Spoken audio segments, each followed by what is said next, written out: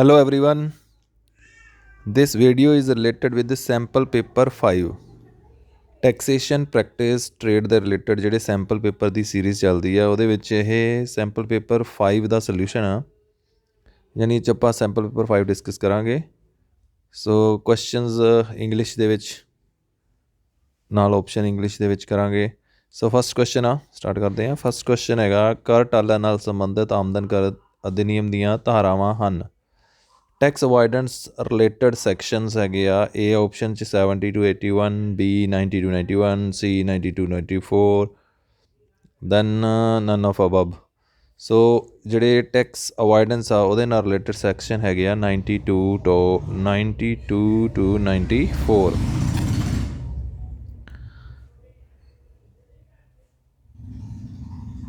Next second question ਹੈਗਾ ਵਿਕਰੀ ਕਰ GST ਚੁੰਗੀ ਆਦਿ ਕਿਸ ਤਰ੍ਹਾਂ ਦੇ ਕਰ ਦੀਆਂ ਉਦਾਹਰਨਾਂ ਹਨ। What type of taxes are sale tax GST and octroi. So options ਹੈ ਪ੍ਰਤੱਖ ਕਰ ਅਪ੍ਰਤੱਖ ਦੋਵੇਂ ਇਹਨਾਂ ਵਿੱਚੋਂ ਕੋਈ ਨਹੀਂ ਯਾਨੀ direct tax indirect tax both and none of above. So the answer is indirect tax ਅਪ੍ਰਤੱਖ ਕਰ ਦੀਆਂ ਉਦਾਹਰਨਾਂ ਇਹ। ਦੈਨ ਹੈਗਾ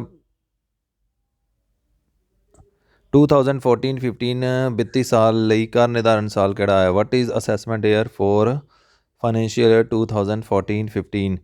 ਸੋ ਆਪਸ਼ਨਸ ਦੇ ਵਿੱਚ ਆਪਾਂ ਦਿੱਤੇ ਆ 14-15, 13-14, 15-16 ਅਤੇ 16-17। ਸੋ ਆਨਸਰ ਹੈਗਾ 15-16। ਨੈਕਸਟ ਫੋਰਥ ਕੁਐਸਚਨ ਆ 80 ਸਾਲ ਤੋਂ ਵੱਧ ਉਮਰ ਦੇ ਨਿਵਾਸੀ ਦੀ ਕਰ ਮੁਕਤ ਆਮਦਨ ਕਰ ਅਧਿਨਿਯਮ ਸਾਲ 2021 ਲਈ ਕਿੰਨੀ ਹੋਵੇਗੀ। What is tax exempted income for a person of age of more than 80 years. So ਇਸ ਦਾ ਆਨਸਰ ਹੈਗਾ ਵਾ 5 ਲੱਖ। 80 ਸਾਲ ਤੋਂ ਵੱਧ ਉਮਰ ਦੇ ਵਿਅਕਤੀ ਲਈ 5 ਸਾਲ ਤੱਕ ਦੀ ਇਨਕਮ 'ਤੇ ਟੈਕਸ ਨਹੀਂ ਲੱਗਦਾ। ਨੈਕਸਟ ਕੁਐਸਚਨ ਹੈਗਾ ਵਾ ਸੈਕਸ਼ਨ 2 ਸਬਸੈਕਸ਼ਨ 31 ਹੇਠ ਲਿਖਿਆਂ ਵਿੱਚ ਵਿਅਕਤੀ ਦੀ ਪਰਿਭਾਸ਼ਾ ਵਿੱਚ ਕੌਣ ਸ਼ਾਮਲ ਨਹੀਂ ਹੁੰਦਾ। Who is not included in the definition of person as per section 2 subsection 31। Single person individual, then Hindu ਅਪਵਿਭਾਜਿਤ ਪਰਿਵਾਰ ਅਖੰਡ Hindu undivided family, C company, D ਨਾਬਾਲਗ। ਸੋ ਦਾ ਆਨਸਰ ਇਜ਼ ਨਾਬਾਲਗ। ਜਿਹੜਾ ਪਰਸਨ ਹੁੰਦਾ ਵਾ ਉਹ ਐਜ਼ ਪਰ ਡੈਫੀਨੇਸ਼ਨ ਇੰਡੀਵਿਜੂਅਲ ਇੱਕ ਪਰਸਨ ਦੀ ਡੈਫੀਨੇਸ਼ਨ ਦੇ ਵਿੱਚ ਇਨਕਲੂਡ ਨਹੀਂ ਹੁੰਦਾ। ਮਾਈਨਰ ਯਾਨੀ ਕਿ ਡੀ ਆਪਸ਼ਨ ਮਾਈਨਰ ਇਨਕਲੂਡ ਨਹੀਂ ਹੁੰਦਾ। ਨੈਕਸਟ ਹੈਗਾ ਆਮਦਨ ਕਰ ਕਦੋਂ ਨਿਰਧਾਰਿਤ ਹੁੰਦਾ ਵਾ। When tax is determined. When tax is determined option financial year, then second is assessment year, then previous year, then accounting year. So the answer is assessment year. Tax is determined in assessment year. ਕਿਸ ਸੰਪਰਦਾਇ ਅਨੁਸਾਰ ਪਿਤਾ ਦੇ ਮੌਤ ਤੋਂ ਬਾਅਦ ਹੀ ਉਸ ਦੇ ਪੁੱਤਰ ਨੂੰ ਪਿਤਾ ਦੀ ਸੰਪੱਤੀ ਦਾ ਅਧਿਕਾਰੀ ਮੰਨਿਆ ਜਾਂਦਾ ਹੈ। and in which tradition a son is considered as legal heir only after the death of his father. So first option is Mitakshara, then Dyabhag, then 1 and 2 both, then ਅਪਰੋਕਤ ਵਿੱਚੋਂ ਕੋਈ ਨਹੀਂ। ਦੇਖੋ ਪਿਤਾ ਦੀ ਮੌਤ ਤੋਂ ਬਾਅਦ ਪਿਤਾ ਦੀ ਡੈਥ ਤੋਂ ਬਾਅਦ ਦਿਆਭਾਗ ਦੇ ਵਿੱਚ ਸੰਪਰਦਾਇ ਦੇ ਵਿੱਚ ਦਿਆਭਾਗ ਸੰਪਰਦਾਇ ਦੇ ਵਿੱਚ ਪਿਤਾ ਦੀ ਮ੍ਰਿਤੂ ਤੋਂ ਬਾਅਦ ਹੀ ਡੈਥ ਤੋਂ ਬਾਅਦ ਹੀ ਉਹਨੂੰ ਵਾਰਿਸ ਮੰਨਿਆ ਜਾਂਦਾ ਹੈ। ਨੈਕਸਟ ਹੈਗਾ ਵਾ ਹੇਠ ਲਿਖਿਆਂ ਵਿੱਚੋਂ ਕਿਹੜੀ ਆਮਦਨ ਖੇਤੀ ਦੇ ਪਾਰਸ਼ੀਅਲ ਇੰਟੀਗ੍ਰੇਸ਼ਨ ਦੇ ਲਾਗੂ ਹੋਣ ਦੀ ਸ਼ਰਤ ਹੈ। From the following which is a condition related to partial integration of tax in case of agriculture. Condition related to partial integration of tax in case of agriculture. Tax दाता एक फर्म है यानी असैसी इज़ ए फर्म। खेती आमदन 10,000 रुपये तो वध होवे। Agriculture income should exceed 10,000। गैर खेती आमदन टैक्स के योग ना होने वाली अधिकतम रकम तो वध होवे। Non taxable income must more than basic exempted limit then all of above। Partial integration ਦੇ ਰਿਗਾਰਡਿੰਗ ਕੰਡੀਸ਼ਨ ਦੇਖੋ, ਟੈਕਸ ਦਾ ਤਾਂ ਇੱਕ ਫਰਮ ਹੈ, ਯਾਨੀ ਕਿ ਫਰਮ ਹੋਣਾ ਜ਼ਰੂਰੀ ਨਹੀਂ, ਇੰਡੀਵਿਜੂਅਲ ਦੀ ਵੀ ਹੋ ਸਕਦੀ ਹੈ। ਖੇਤੀ ਆਮਦਨ 10,000 ਤੋਂ ਨਹੀਂ 5,000 ਤੋਂ ਵੱਧ ਹੋਣੀ ਚਾਹੀਦੀ ਆ। ਥਰਡ ਵੀ non taxable income basic example limit ਤੋਂ ਵੱਧ ਹੋਣੀ ਚਾਹੀਦੀ, ਇਹ ਸਹੀ ਆ। So the answer is 3। Next, partnership deed ਦੀ ਅਣਹੋਂਦ ਵਿੱਚ ਇੱਕ ਭਾਈਵਾਲ ਦੁਆਰਾ ਦਿੱਤੇ ਗਏ ਲੋਨ 'ਤੇ ਵਿਆਜ ਡੈਸ਼ ਪ੍ਰਤੀਸ਼ਤ ਪ੍ਰਤੀ ਸਾਲ ਦੀ ਦਰ ਨਾਲ ਲੱਗਦਾ ਹੈ। ਯਾਨੀ ਇੱਕ ਸਾਂਝੇਦਾਰ ਦੁਆਰਾ ਜਿਹੜਾ ਲੋਨ ਦਿੱਤਾ ਉਹ 'ਤੇ ਕਿੰਨੇ ਪ੍ਰਤੀਸ਼ਤ ਵਿਆਜ ਲੱਗਦਾ ਵਾ ਜਦੋਂ ਡੀਡ ਨਾ ਹੋਵੇ। When there is no partnership deed, what is the rate of interest charge by partner on loan given to a firm. So options ਦੇ ਵਿੱਚ ਆਪਾਂ ਨੂੰ 10, 12, 9, 6 ਦਿੱਤਾ ਵਾ। ਸੋ ਆਨਸਰ ਇਜ਼ 6% ਪਰ ਐਨਮ। ਨੈਕਸਟ ਆ ਗਿਆ HUF ਦਾ ਮੁਖੀ ਕੌਣ ਹੈ? Who is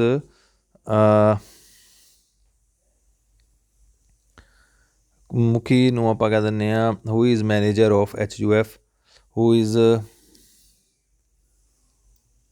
main person in HUF, head person in HUF. Options are assessee, second is manager, third karta, then dada. So the answer is karta। Partnership deed 'ਚ ਜਿਹੜਾ main person ਹੁੰਦਾ that is known as ਕਰਤਾ।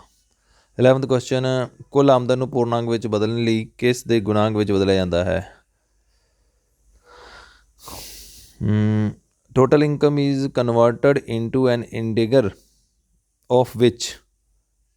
Option 1 B 10, C 100, D 1000। ਸੋ ਕੁੱਲ ਆਮਦਨ ਨੂੰ ਕਿਸ ਦੇ ਅਨੁਸਾਰ ਪੂਰਨਾਂਕ 'ਚ ਬਦਲਿਆ ਜਾਂਦਾ, ਇੰਟੀਗਰ 'ਚ ਬਦਲਿਆ ਜਾਂਦਾ? ਆਪਸ਼ਨ ਇਜ਼ B 10 ਦੇ ਮਲਟੀਪਲ 'ਚ ਕਨਵਰਟ ਕੀਤਾ ਜਾਂਦਾ ਵਾ ਪੂਰਨ ਟੋਟਲ ਇਨਕਮ ਨੂੰ। ਜਿਸ ਸਾਲ ਆਮਦਨ 'ਤੇ ਕਰ ਲੱਗਦਾ ਹੈ ਉਸ ਨੂੰ ਕੀ ਕਹਿੰਦੇ ਹਨ? The year in which income is tax is known as? ਪਿਛਲਾ ਸਾਲ, ਵਿੱਤੀ ਸਾਲ, A ਔਰ B ਉਪਰੋਕਤ ਵਿੱਚੋਂ ਕੋਈ ਨਹੀਂ। ਸੋ ਦੇਖੋ previous year, financial year, A ਔਰ B ਉਪਰੋਕਤ ਵਿੱਚੋਂ ਨਹੀਂ। ਦੇਖੋ ਇਹ ਟੈਕਨੀਕਲ ਟਰਮਸ ਹੁੰਦੀਆਂ ਇਹਦੇ ਵਿੱਚ। ਕੋ ਪ੍ਰੀਵੀਅਸ ਈਅਰ ਆ ਜਿਹੜਾ, ਫਾਈਨੈਂਸ਼ੀਅਲ ਈਅਰ ਆ, ਦੋਨਾਂ ਦੇ ਵਿੱਚ ਉਪਰੋਕਤ ਵਿੱਚੋਂ ਨਹੀਂ। ਬੇਸਿਕਲੀ ਤਾਂ ਜਿਹੜਾ ਫਾਈਨੈਂਸ਼ੀਅਲ ਆਉਂਦਾ ਉਹੀ ਅਸੈਸਮੈਂਟ ਈਅਰ ਹੁੰਦਾ, ਜਿਹੜਾ ਇੱਕ ਸਾਲ ਫਾਈਨੈਂਸ਼ੀਅਲ ਈਅਰ ਹੁੰਦਾ ਉਹ ਪਿਛਲੇ ਸਾਲ ਪ੍ਰੀਵੀਅਸ ਈਅਰ ਬਣ ਜਾਂਦਾ। ਇਸ ਕਰਕੇ ਜੇ ਦੇਖਿਆ ਜਾਵੇ ਤਾਂ ਇਹਨਾਂ ਸਾਰਿਆਂ 'ਚ ਕੋਈ ਫਰਕ ਨਹੀਂ ਹੈ। ਇੱਕ ਸਾਲ ਉਹ ਪ੍ਰੀਵੀਅਸ ਹੁੰਦਾ, ਫਿਰ ਉਹ ਇੱਕ ਸਾਲ ਫਾਈਨੈਂਸ਼ੀਅਲ ਹੁੰਦਾ, ਫਿਰ ਉਹ ਪ੍ਰੀਵੀਅਸ ਬਣ ਜਾਂਦਾ।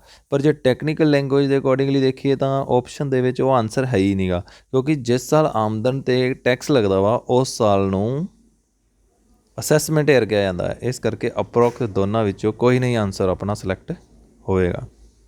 ਸੋ D option nun of above, ਕਿਉਂਕਿ ਅਸੈਸਮੈਂਟ ਈਅਰ ਦੇ ਵਿੱਚ ਟੈਕਸ ਆ ਜਿਹੜਾ ਉਹ ਲੱਗਦਾ ਹੈ।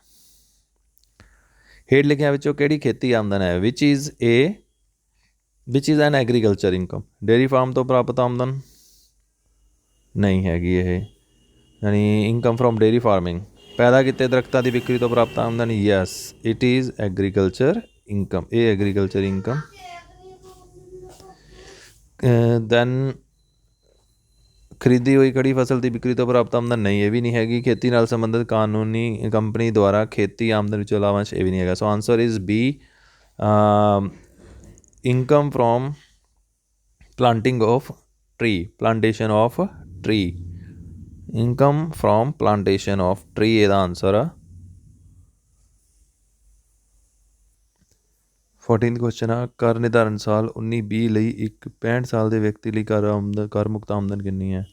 But is exempted income for a person of 65 year old.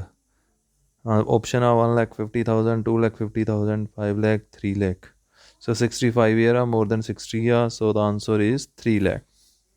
D option is, so D is the option, 3 lakh ਰੁਪਏ ਦੀ। ਨੈਕਸਟ ਹੈਗਾ ਆਮਦਨ ਕਰ ਅਧਿਨਿਯਮ ਅਨੁਸਾਰ ਧਾਰਾ 80C ਅਨੁਸਾਰ ਵੱਧ ਤੋਂ ਵੱਧ ਕਿੰਨੀ ਕਟੌਤੀ ਕੀਤੀ ਜਾ ਸਕਦੀ ਹੈ?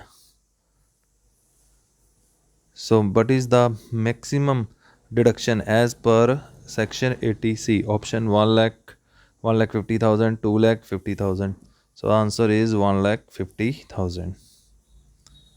Next 16, ਨਿਗਰਾਨੀ ਮੈਨੇਜਮੈਂਟ ਦੇ ਕੁਐਸਚਨ ਸ਼ੁਰੂ ਹੋ ਗਏ। ਪ੍ਰਿੰਸੀਪਲ ਆਫ ਮੈਨੇਜਮੈਂਟ ਦੇ 16 ਤੋਂ ਨਿਗਰਾਨੀ, ਸੰਚਾਰ, ਪ੍ਰੇਰਨਾ ਅਤੇ ਅਗਵਾਈ ਪ੍ਰਬੰਧ ਦੇ ਕਿਸ ਕਾਰਜ ਦੇ ਮੁੱਖ ਤੱਤ ਹਨ? Supervision, communication, motivation and direction is the main element of which function of management? So option हैगा निर्देशन, नियंत्रण, योजनाबंदी, आयोजित करना यानी कि directing, controlling, planning and organising. So answer हैगा वा डायरेक्टिंग, निर्देशन। नैक्सट हैगा वा योजनाबंदी प्रक्रिया का पहला कदम है। What is the first step in planning? उद्देश्य निर्धारित करो, डिटरमिनेशन ऑब्जैक्टिव, विकल्पों का मूल्यांकन करो, इवैल्यूएट अल्टरनेटिव्स, ताकत ਅਤੇ ਕਮਜ਼ੋਰੀਆਂ ਦਾ ਪਤਾ ਲਗਾਓ, ਆਈਡੈਂਟੀਫਿਕੇਸ਼ਨ ਆਫ ਸਟਰੈਂਥ ਐਂਡ ਵੀਕਨੈਸਿਸ। ਉਪਰੋਕਤ ਵਿੱਚੋਂ ਕੋਈ ਨਹੀਂ।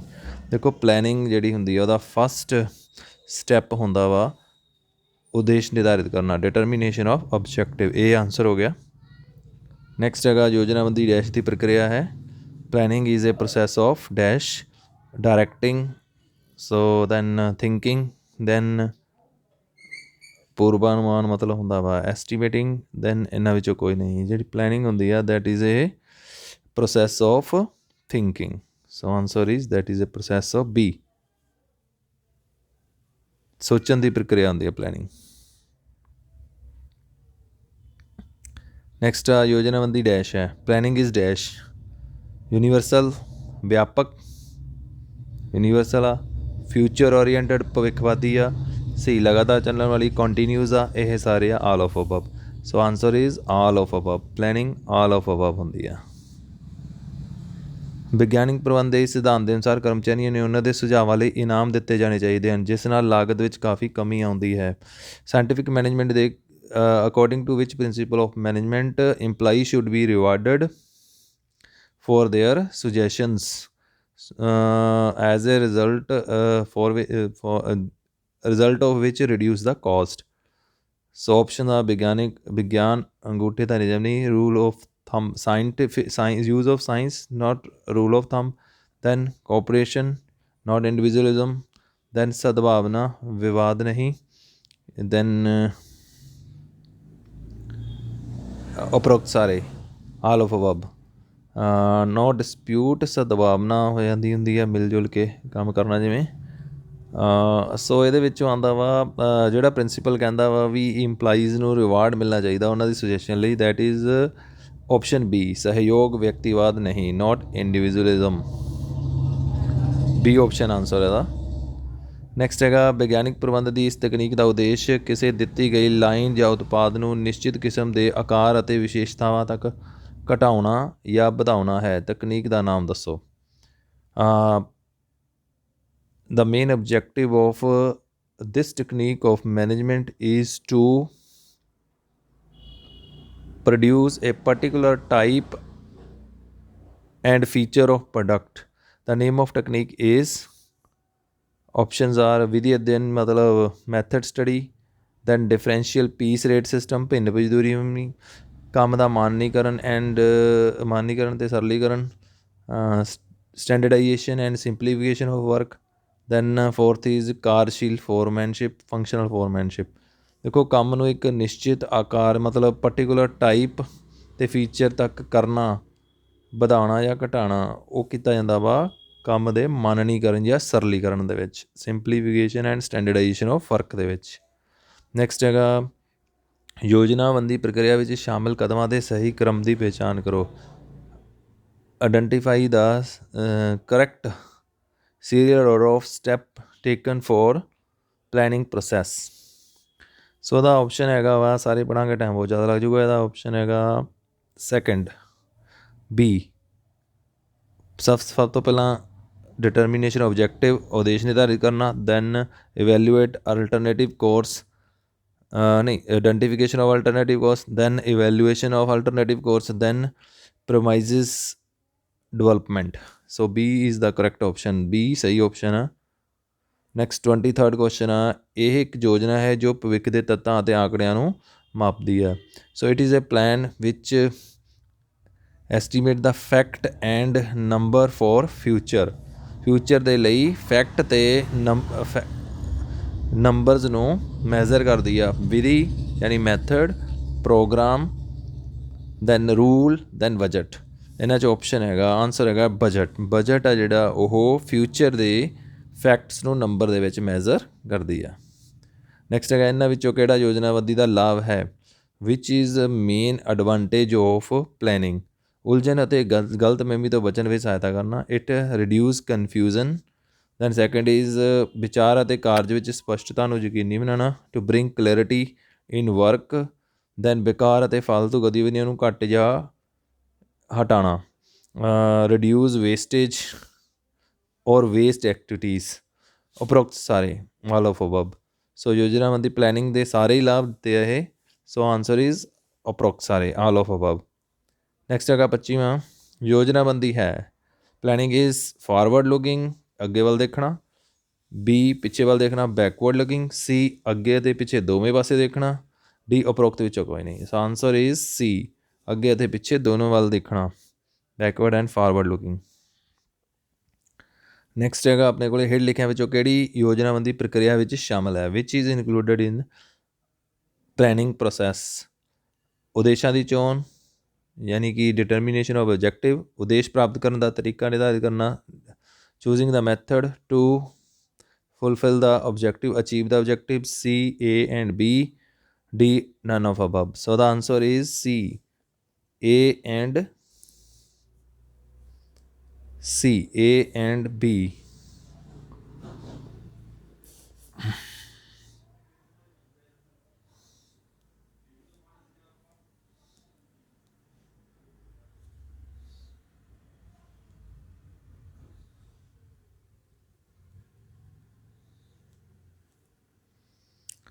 ਨੈਕਸਟ, ਇਹਨਾਂ ਵਿੱਚੋਂ ਕਿਹੜੀ ਇੱਕ ਵਾਰ ਵਰਤੋਂ ਵਾਲੀ ਯੋਜਨਾ ਹੈ? What is single use plan from the following? Objective, ਉਦੇਸ਼, ਨੀਤੀਆਂ, ਪੋਲਿਸੀਜ਼, ਨਿਯਮ, rules, budget. So the answer is budget. It is a single use plan. Har war budget ਨਵਾਂ ਬਣਾਉਣਾ ਪੈਂਦਾ ਵਾ, ਜਦ ਕਿ ਬਾਕੀ ਚੀਜ਼ਾਂ ਵਾਰ ਉਹੀ ਰਹਿੰਦੀਆਂ। ਇਹਨਾਂ ਵਿੱਚੋਂ ਕਿਹੜੀ ਵਾਰ ਵਰਤੋਂ ਵਾਲੀ ਯੋਜਨਾ ਹੈ? Which is a plan which is used again and again, which is use frequently. So the options are rule, budget and rule, then none of above. So ਵਾਰ ਜਿਹੜੀ ਵਰਤੋਂ ਕੀਤੀ ਜਾਂਦੀ ਆ, ਦੈਟ ਇਜ਼ ਨਿਯਮ, rule. Answer is A. Next ਹੈਗਾ, ਰਣਨੀਤਿਕ ਯੋਜਨਾਬੰਦੀ ਡੈਸ਼ ਹੈ। Strategies are dash, long term planning, medium term planning, short term planning ਜਾਂ ਐਨੂਅਲ ਪਲੈਨਿੰਗ। ਲੰਬੀ ਮਿਆਦ ਦੀ, ਮੱਧ ਮਿਆਦ ਦੀ, ਛੋਟੀ ਮਿਆਦ ਦੀ, ਸਾਲਾਨਾ। Answer is long term planning. Strategies are long term plan. Next ਹੈਗਾ, ਟੀਚੇ, ਨਿਸ਼ਾਨੇ, ਮਿਸ਼ਨ ਅਤੇ ਟਾਰਗੇਟ ਨੂੰ ਡੈਸ਼ ਵੀ ਕਿਹਾ ਜਾਂਦਾ ਵਾ। Target, mission, goal, also known as, options are objective A, B strategies ਰਣਨੀਤੀਆਂ, C ਨੀਤੀਆਂ policies, D rules। so the answer is objectives A। ਉਦੇਸ਼ ਵੀ ਕਿਹਾ ਜਾਂਦਾ, ਟੀਚੇ, ਨਿਸ਼ਾਨੇ, ਮਿਸ਼ਨ, ਟਾਰਗੇਟ ਨੂੰ ਉਦੇਸ਼ ਵੀ ਕਿਹਾ ਜਾਂਦਾ। ਨੈਕਸਟ ਹੈਗਾ 31, ਇਹ ਅੱਗੇ ਕੁਐਸਚਨ ਅਕਾਊਂਟਸ ਦੇ, ਬੁੱਕ ਕੀਪਿੰਗ ਦੇ, ਐਲੀਮੈਂਟ ਆਫ ਬੁੱਕ ਕੀਪਿੰਗ ਦੇ। 31 ਕੁਐਸਚਨ, ਸਿੱਧੇ ਖਰਚੇ ਦੇ ਦਰਜ ਕੀਤੇ ਜਾਂਦੇ ਹਨ। ਡਾਇਰੈਕਟ ਐਕਸਪੈਂਸਿਸ ਆਰ ਰਿਕਾਰਡਡ ਇਨ, ਸੋ ਵਪਾਰ ਖਾਤੇ ਦੇ ਵਿੱਚ, ਟ੍ਰੇਡਿੰਗ ਅਕਾਊਂਟ। ਇਹ ਆਪਸ਼ਨ ਆਨਸਰ ਆ। ਅਤੇ ਵਪਾਰਕ ਖਾਤੇ ਵਿੱਚ ਸ਼ਾਮਿਲ ਹੁੰਦੇ ਹਨ। ਇਨ ਟ੍ਰੇਡਿੰਗ ਅਕਾਊਂਟ ਫੋਲੋਇੰਗਸ ਆਰ ਇਨਕਲੂਡਡ। ਵਪਾਰਕ ਖਾਤੇ 'ਚ ਕੀ ਸਿੱਧੇ ਡਾਇਰੈਕਟ ਐਕਸਪੈਂਸ ਹੁੰਦੇ ਆ, ਨੈਟ ਪਰਚੇਜ਼ ਹੁੰਦੀ ਆ, ਨੈਟ ਸੇਲ ਹੁੰਦੀ ਆ। ਸੋ ਆਨਸਰ ਇਜ਼ ਉਪਰੋਕਤ ਸਾਰੇ। 33ਵਾਂ ਕੁਐਸਚਨ ਆ, ਜੇ ਇੱਕ ਵਪਾਰਿਕ ਇਕਾਈ ਦਾ ਸ਼ੁਰੂ ਦਾ ਸਟਾਕ 15,000 ਰੁਪਈਏ, ਖਰੀਦ 80,000 ਰੁਪਈਏ, sale 1,70,000, direct expense 5,000, indirect expense 10,000 ਅਤੇ ਕਲੋਜ਼ਿੰਗ ਸਟਾਕ 30,000 ਰੁਪਈਏ ਹੈ, ਤਾਂ ਉਹਦਾ ਕੁੱਲ ਲਾਭ ਕੀ ਹੋਵੇਗਾ? ਸੋ ਇਹਨੂੰ ਕੈਲਕੂਲੇਟ ਕਰਨ ਲਈ ਸਾਨੂੰ ਫਾਰਮੂਲੇ ਯੂਜ਼ ਕਰਨੇ ਪੈਣਗੇ। ਅਤੇ 9, 90,000, 1 ਲੱਖ, 2 ਲੱਖ ਅਤੇ 1.5 ਲੱਖ ਆਨਸਰ ਦਿੱਤਾ ਆ। ਚਲੋ ਇਹਦੀ ਪਹਿਲਾਂ ਆਪਾਂ ਕੈਲਕੂਲੇਸ਼ਨ ਕਰਦੇ ਹਾਂ। ਸੋ ਇਹਦੀ ਕੈਲਕੂਲੇਸ਼ਨ ਦੇਖੋ, ਸਾਨੂੰ ਪਤਾ ਸਾਡੇ ਕੋਲ ਫਾਰਮੂਲਾ ਹੁੰਦਾ। ਓਪਨਿੰਗ ਸਟਾਕ ਲੈ ਲੈਣਾ ਅਸੀਂ। ਓਪਨਿੰਗ ਸਟਾਕ ਕਿੰਨਾ ਹੈਗਾ, ਦੇਖੋ ਓਪਨਿੰਗ ਸਟਾਕ ਹੈਗਾ ਸਾਡੇ ਕੋਲ 15,000 ਆ ਪਿਆ। ਓਪਨਿੰਗ ਸਟਾਕ 15,000, ਤੇ ਉਸ ਤੋਂ ਬਾਅਦ ਪਰਚੇਜ਼ ਵਿੱਚ ਐਡ ਕਰ ਲੈਣੀ ਹੈ 80,000 ਦੀ। ਠੀਕ ਹੈ ਜੀ। ਉਸ ਤੋਂ ਬਾਅਦ ਡਾਇਰੈਕਟ ਐਕਸਪੈਂਸ ਐਡ ਕਰ ਲੈਣੇ ਆ 5,000 ਦੇ। ਠੀਕ ਹੈ ਜੀ। ਉਸ ਤੋਂ ਬਾਅਦ ਇੱਕ ਸਾਈਡ ਹੋ ਗਈ, ਇੱਧਰਲੀ ਸਾਈਡ ਹੋ ਗਈ, ਇਹ ਹੋ ਗਈ 1 ਲੱਖ। ਸੋ ਨੈਕਸਟ ਬਾਏ ਵਾਲੀ ਸਾਈਡ ਸੇਲ ਲੈ ਲੈਣਾ 1,70,000 ਦਾ। ਵਨਲੀ ਸਾਈਡ ਦੀ ਸੇਵ ਹੋ ਗਈ। ਦੈਨ ਕਲੋਜ਼ਿੰਗ ਸਟਾਕ ਐਡ ਕਰ ਲੈਣਾ 30,000 ਦਾ। ਟੋਟਲ ਹੋ ਗਿਆ 2 ਲੱਖ। 2 ਲੱਖ। ਹੁਣ 2 ਲੱਖ ਦੇ ਵਿੱਚੋਂ ਆਪਾਂ 2 ਲੱਖ, ਇਹ ਕ੍ਰੈਡਿਟ ਸਾਈਡ 2 ਲੱਖ ਆ, ਡੈਬਿਟ ਸਾਈਡ 1 ਲੱਖ ਆ। 2 ਲੱਖ ਮਾਈਨਸ 1 ਲੱਖ ਹੋ ਗਿਆ, ਆਂਸਰ ਆ ਗਿਆ 1 ਲੱਖ। ਸੋ ਗਰੋਸ ਪ੍ਰੋਫਿਟ ਹੋਏਗਾ 1 ਲੱਖ। ਨੈਕਸਟ ਹੈਗਾ ਵਾ ਜਿਹੜੀ ਡੈਪਰੀਸੀਏਸ਼ਨ ਡੈਸ਼ ਕਰਕੇ ਹੁੰਦੀ ਹੈ, ਸੰਪੱਤੀ ਦੀ ਨਿਰੰਤਰ ਵਰਤੋਂ, ਮਤਲਬ continue use of asset. Then ਅਪ੍ਰਚਲਿਤ ਪੁਰਾਣਾ ਹੋਣਾ, ਐਬਸੋਲਿਊਟ ਹੋਣ ਕਰਕੇ ਸਮੇਂ ਦੀ ਸਮਾਪਤੀ, ਫਲਕਸ ਆਫ ਟਾਈਮ ਯਾਨੀ ਕਿ when time passes, then all of above.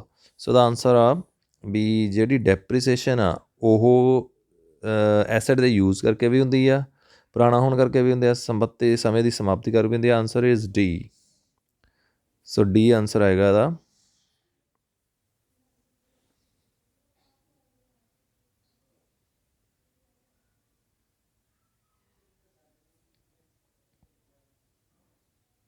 Answer is D, approx ਆ ਰਹੇ। ਨੈਕਸਟ ਆ ਗਿਆ ਡੈਪਰੀਸੀਏਸ਼ਨ। ਡੈਪਰੀਸੀਏਸ਼ਨ ਚਾਰਜ ਕਰਨ ਦੀ ਸਿੱਧੀ ਲਾਈਨ। ਸਥਾਈ ਕਿਸੇ ਵਿਧੀ ਦੇ ਤਹਿਤ ਡੈਪਰੀਸੀਏਸ਼ਨ ਦੀ ਮਾਤਰਾ according in depreciation as per straight line method, depreciation every year. Options are increase, B decrease, C remain the same, D cannot be calculated. In straight line method, depreciation always remains same. So option is C is answer. ਉਹੀ ਰਹਿੰਦੀ ਆ, ਹਰ ਸਾਲ same ਰਹਿੰਦੀ ਹੈ ਡੈਪਰੀਸ਼ਨ straight line method ਦੇ ਵਿੱਚ। Next ਆ ਗਿਆ ਤਲਪਟ ਟਰਾਇਲ ਬੈਲੈਂਸ ਦੁਆਰਾ ਕਿਸ ਕਿਸਮ ਦੀ ਸ਼ੁੱਧਤਾ ਦੀ ਜਾਂਚ ਕੀਤੀ ਜਾਂਦੀ ਹੈ। What type of accuracy is tested by the trial balance.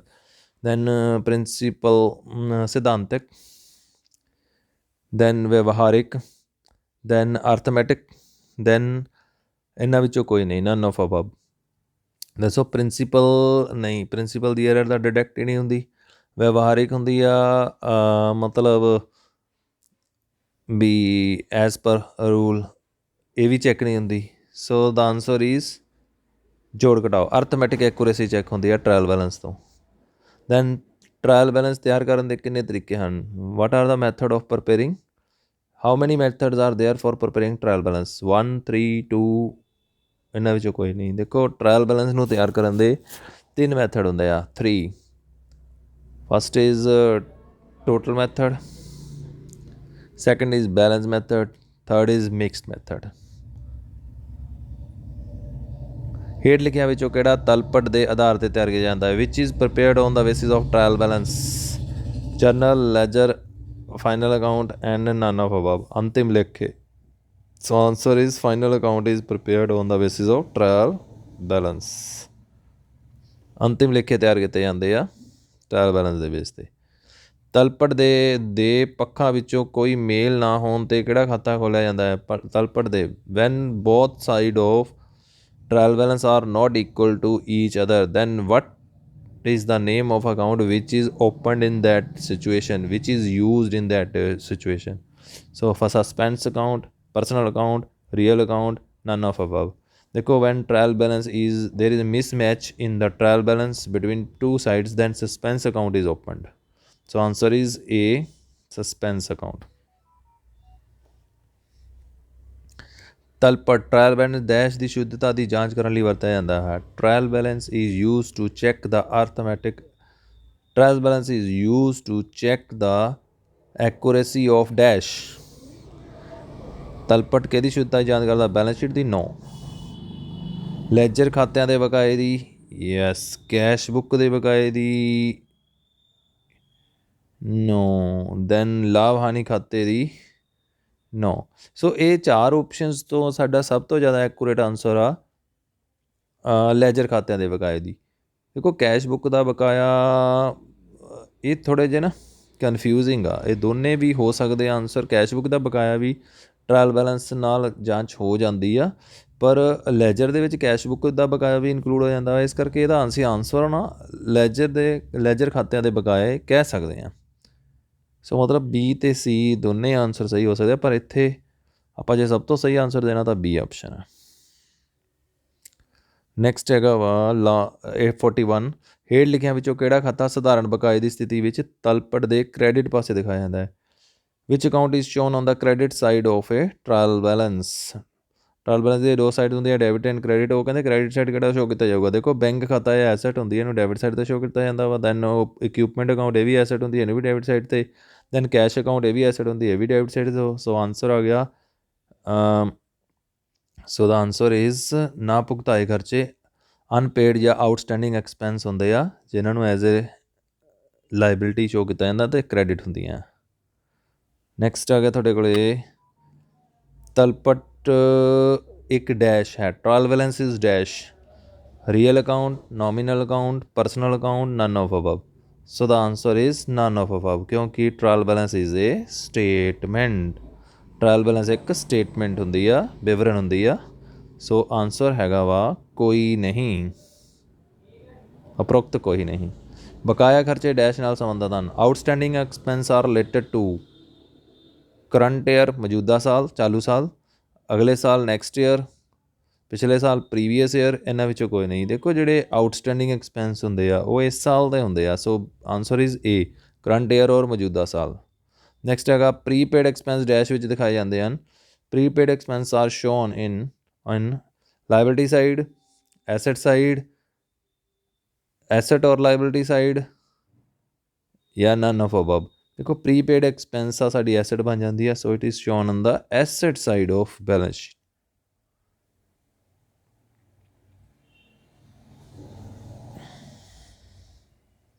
Last question ਆ ਗਿਆ ਸਾਡੇ ਕੋਲ, ਜੇ ਕੋਈ ਵਿਅਕਤੀ ਦੀਵਾਲੀਆ ਹੋਣ ਕਾਰਨ ਆਪਣਾ ਕਰਜ਼ਾ ਅਦਾ ਕਰਨ ਵਿੱਚ ਅਸਫਲ ਰਹਿੰਦਾ ਹੈ ਤਾਂ ਅਜਿਹੀ ਰਕਮ ਨੂੰ ਮੰਨਿਆ ਜਾਂਦਾ ਹੈ। When a person become insolvent he is not able to pay his money, that money is known as.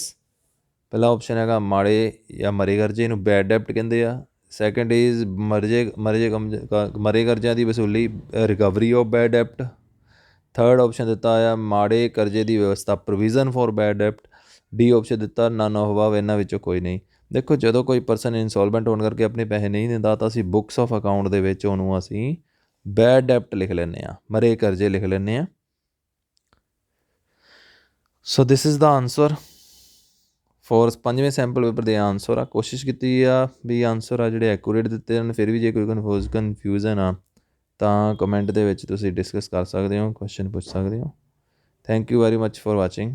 ਸੋ ਹੋਰ ਸੈਂਪਲ ਪੇਪਰ ਲੈਣ ਦੇ ਲਈ ਜਾਂ ਹੋਰ ਵੀਡੀਓ ਲੈਣ ਦੇ ਲਈ ਸੋ ਚੈਨਲ ਨੂੰ ਸਬਸਕ੍ਰਾਈਬ ਜ਼ਰੂਰ ਕਰ ਲਓ।